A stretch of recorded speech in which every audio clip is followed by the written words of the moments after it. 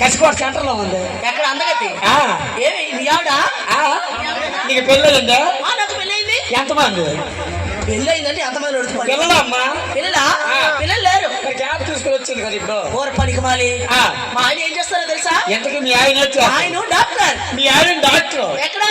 ఎక్కడో కేజీహెచ్ లో డాక్టర్ గారు. ఓ కేజీహెచ్ లో డాక్టర్. ఆయన డాక్టర్, నువ్వేమి యాక్టర్. ఆయన అక్కడ, నువ్వెక్కడ, మీ ఇద్దరికి అక్కడ. మా ఇద్దరికి ఎక్కడ పనికి మాలడా? బజారమ్మా. ఓ కష్టసుఖాలు మాట్లాడుకోవడం. మరేంటి? ఒరే మా డాక్టర్ గారికి సండే సెలవు. ఓ సండే సెలవు. నేను పగల కాకి ఉంటాను, మామూలుకి వెళ్ళొచ్చి. సండే సెలవు. సండే అంటే వారం రోజులు వారికి సరిపడా మార్కెట్ అంతా కూడా పూర్ణ మార్కెట్కి వెళ్ళి ఒకేసారి చేసుకుంటాం. ఒకేసారి చేసుకుంటారా? మంచి మంచి ఫ్రెష్ కూరగాయలు కొనుక్కుంటాం. చిన్న మాట అమ్మా. ఏంటండి?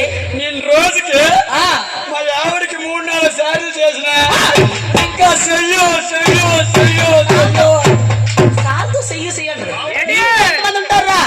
కుటుంబ సభ్యులు ఎంతమంది ఉంటారు? మా ఇంట్లో ఒక తమ్ముడు ఉన్నామమ్మా. అదండి చిన్న మంద గుంపు.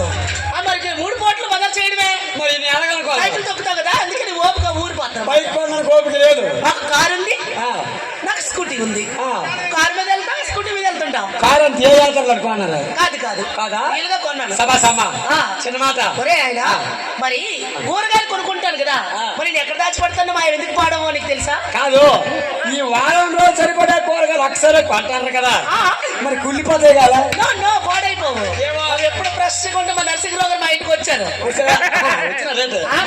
పొట్టిదాని ఇంటికి వచ్చారు.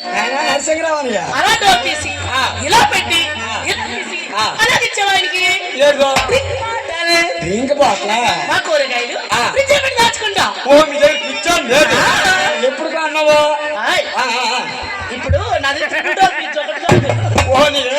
ఒకటి